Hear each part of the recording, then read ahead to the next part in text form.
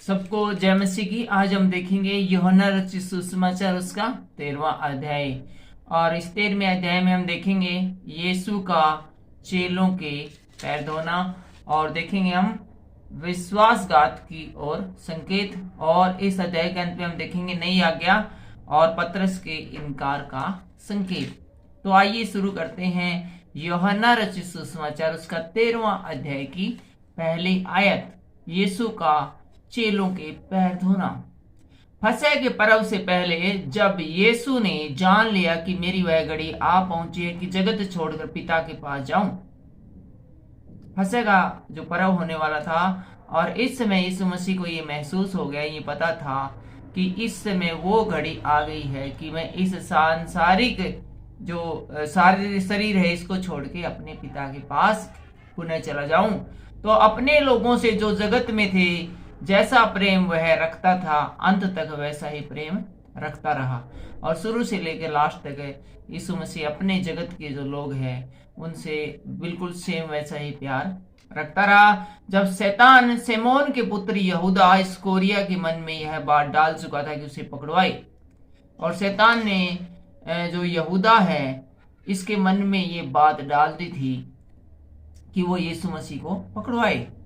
तो भोजन के समय यीशु ने यह जानकर कि पिता ने सब कुछ मेरे हाथ में कर दिया है और मैं परमेश्वर के पास से आया हूँ और परमेश्वर के पास जाता हूँ, भोजन पर से उठकर अपने ऊपरी कपड़े उतार दिए और अंगोछा लेकर अपनी कमर में बांधा। ठीक है, वो खाना खाने के बाद यीशु मसीह ने क्या किया कि जो अपने जो ऊपरी कपड़े उतार कर है वो फिर क्या किया कि अंगोछा लेकर अपनी कमर में बांध लेते हैं, और तब बर्तन में पानी भरकर चेलों के पांव धोने लगते हैं, और जिस अंगोछे से उसकी कमर बंधी थी उसी से पहुंचने लगे। यीशु मसीह ने बर्तन लेकर चेलों के पांव धोए, और जो उन्होंने जो अंगोछा जो अपनी कमर में बांधा था उस अंगोछे से उनके पांव को अच्छी तरह से पहुंच दिया, चेलों के पांव को अच्छी तरह से पहुंच दिया। जब वह सिमोन पतरस के पास आया तब पतरस ने यीशु से कहा, हे प्रभु, क्या तू मेरे पांव धोता है? बोले, कमाल है गुरुजी, आप यीशु मसीह परमेश्वर के पुत्र होकर आप मेरे पांव धोते हो। यीशु ने उसको उत्तर दिया, जो मैं करता हूँ तू उसे अभी नहीं जानता, परंतु इसके बाद समझेगा। यीशु मसीह बोले, भाई तू कौन समझा मैं क्या करने लग रहा हूँ, लेकिन बाद में समझेगा, अर्थात क्रूस की मृत्यु के बाद। पतरस ने यीशु से कहा, तू मेरे पांव कभी नहीं धोने पाएगा। पतरस बोला, भाई मैं तो अपने पांव कौन धुलाऊं उस्ताद जी, आपसे, आप उस्ताद हो हमारे गुरुजी, आपसे मैं पैर कैसे धुलाऊं? तो यीशु ने उससे कहा, यदि मैं तुझे न दूं तो मेरे साथ तेरा कुछ भी साझा नहीं है। बोला, ठीक है भाई, जो पाँव नहीं धोआ हुआ तो अपनी यारी दोस्ती आज से खत्म है, तेरा मेरा कोई रिश्ता नहीं है, अपनी कोई साझेदारी आपस में नहीं है। सिमोन पतरस ने यीशु से कहा, हे प्रभु, तो मेरे पाँव ही नहीं वरन पैर और सिर भी धो दे। तो वो बोला, पतरस बोला, जी ऐसी बात है तो फिर तो आप मेरे पाँव धो दो, पाँव क्यों से सिर भी धो दो, आपने छोड़ के हम जावा करेंगे, जी आप नाराज हो गए तो हमारे पास के बचेगा। यीशु ने उससे कहा, जो नहा चुका है उसे पाँव के सिवाय और कुछ धोने की आवश्यकता नहीं। यीशु बोला, भाई तुम तो बिल्कुल मेरे प्रेम में है, नहाए हुए हो, मेरे साथ ही रहते हो, तो पाँव धोना ही तुम्हारे लिए काफी है। परंतु है बिल्कुल शुद्ध है और तुम शुद्ध हो, परंतु सबके सब नहीं। बोला, जो नहा चुका है ना वो बिल्कुल शुद्ध है और तुम भी बिल्कुल शुद्ध हो, लेकिन सबके सब नहीं। एक का जिक्र किया था यीशु मसीह ने यहाँ पर, वह तो अपने पकड़वाने वाले को जानता था, इसलिए उसने उससे कहा, तुम सबके सब नहीं। यहाँ पर यहूदिया इस्करियोती के बारे में इशारा करते हैं कि तुम 12 तो शुद्ध हो, लेकिन 12 में से एक है वो नहीं, अर्थात 11 100 तो एक मुझे पकड़वाना चाहता है। 12वीं ऐसे हम देखते हैं, जब वह उसके पांव धो चुका और अपने कपड़े पहनकर फिर बैठ गया तो चेलों से कहने लगा, क्या तुम समझे कि मैंने तुम्हारे साथ क्या किया है?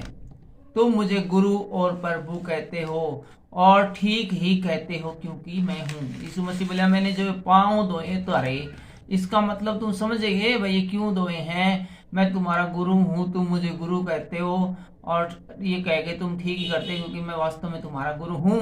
यदि मैंने प्रभु और गुरु होकर तुम्हारे पांव धोए तो तुम्हें भी एक दूसरे के पांव धोने चाहिए।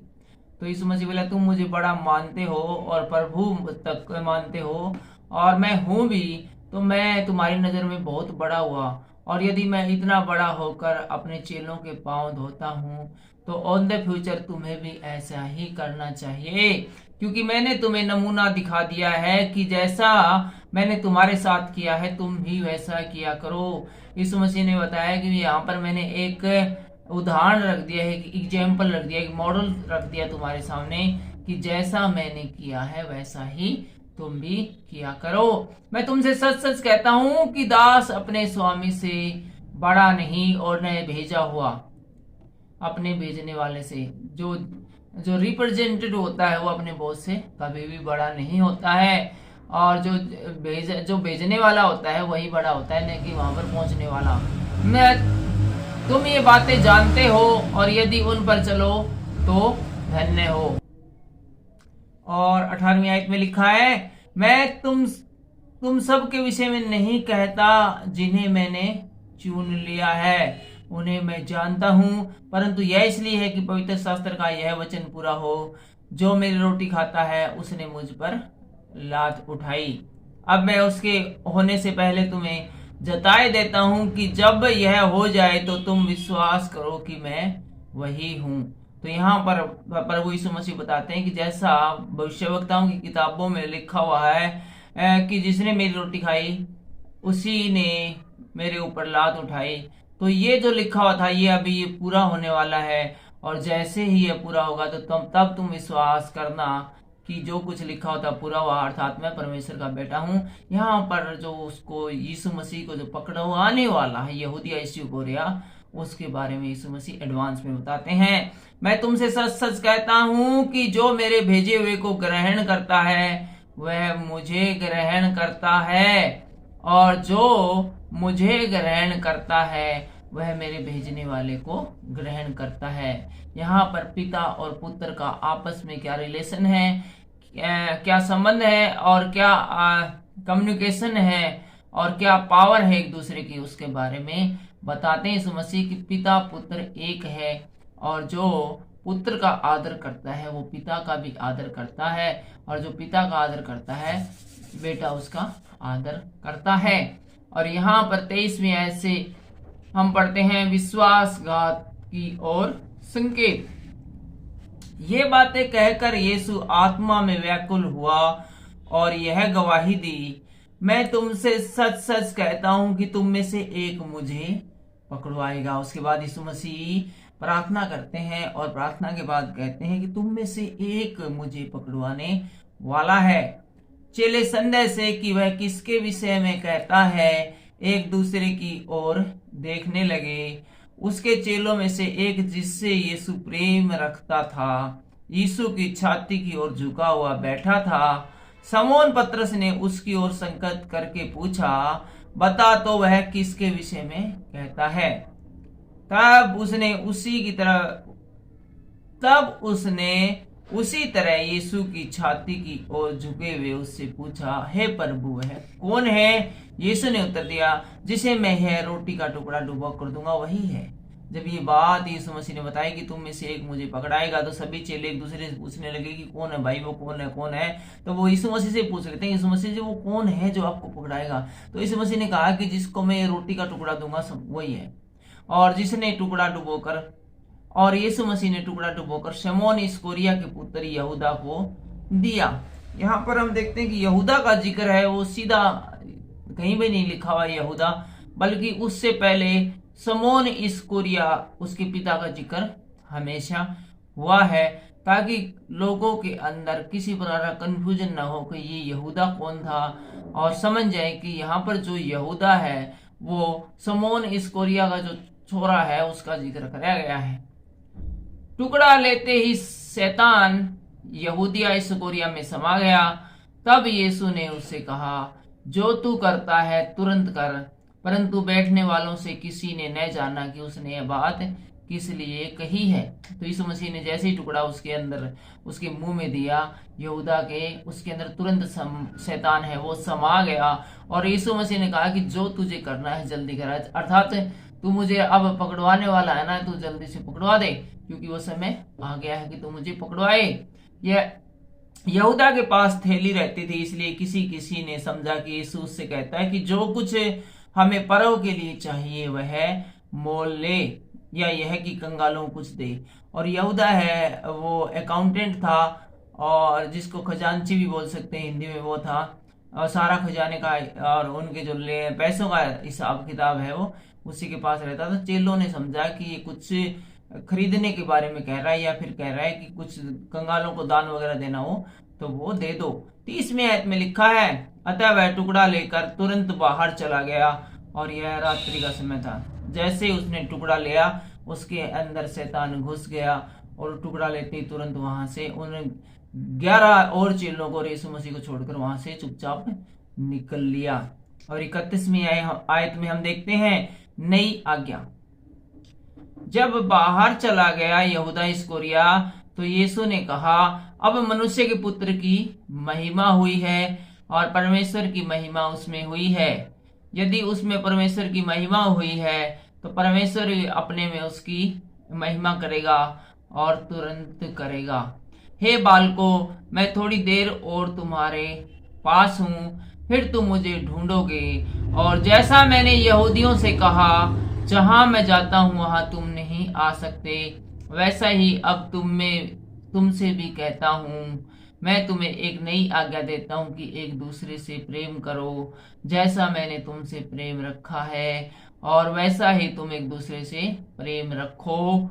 यदि आपस में प्रेम रखोगे तो इसी से सब जान लेंगे कि तुम मेरे चेले हो। तो यहाँ पर यीशु मसीह अपने अंतिम कुछ शब्द बताते हैं, नई आज्ञा अपने चेलों को देते हैं। यहूदिया इस्करियोती इससे पहले कि यीशु मसीह को पकड़वा दे, अपने 11 चेलों को देते हैं, एक तो निकल ही लिया। और यहाँ पर बताते हैं कि जो प्रेम है उसका वैल्यू बताते हैं, महत्व बताते हैं कि एक दूसरे से प्रेम किया करो, और जिस प्रकार के काम मैंने किए हैं इस प्रकार के काम किया करो, ताकि इन कामों को देखकर लोग हैं वो जान ले कि तुम सचमुच है वो यीशु मसीह के चेले हैं।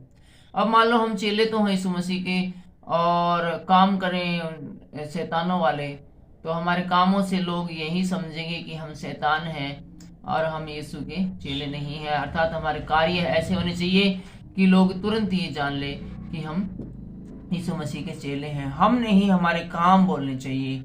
हम इससे पहले लोगों को बताएं कि हम यीशु के चेले हैं, वो नहीं, बल्कि हमारे काम ऐसे होने चाहिए कि उन कामों को देखकर लोग कहे कि ये यीशु के चेले हैं। हालेलुया। और हम आ गए इस अध्याय के अंतिम पड़ाव पर, और यहाँ पर 36वीं आयत का शीर्षक है पतरस के इनकार का संकेत। समौन पतरस ने उससे कहा, हे प्रभु, तू कहाँ जाता है? जब इसने कहा कि मैं अभी थोड़ी देर तुम्हारे साथ हूं और उसके बाद मैं चला जाऊंगा और तुम मुझे ढूंढोगे, तो ये सब बातें यीशु मसीह ने कही। तो समौन पतरस ने यीशु मसीह से पूछा कि यीशु मसीह जी आप कहाँ जाने वाले हो? यीशु ने उत्तर दिया, जहां मैं जाता हूं वहां तू अभी मेरे पीछे नहीं आ सकता, परंतु इसके बाद मेरे पीछे आएगा। पतरस ने उससे कहा, हे प्रभु, अभी मैं तेरे पीछे क्यों नहीं आ सकता? मैं तो तेरे लिए अपना प्राण भी दे दूंगा। यीशु ने उत्तर दिया, क्या तू मेरे लिए अपना प्राण देगा? मैं तुझसे सच सच कहता हूं कि मुर्ग बांग न देगा जब तक तू 3 बार मेरा इनकार न कर लेगा। बस आज के इस अध्याय में, ये छोटा सा अध्याय था, इतना ही।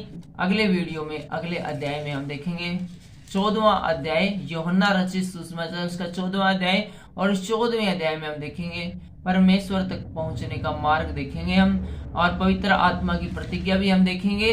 और बस इतना ही अगले अध्याय में। अगला अध्याय भी बिल्कुल छोटा है, और आने वाले ये जो 7-8 अध्याय हैं बिल्कुल छोटे छोटे से हैं। फिलहाल के लिए इतना ही। वीडियो आपको अच्छा लगा हो तो आप शेयर कर सकते हैं, लाइक कर सकते हैं, चैनल पर नए हो तो सब्सक्राइब भी कर सकते हैं। आज के वचनों के द्वारा परमेश्वर आपको बहुत सी आशीष और बरकत दे।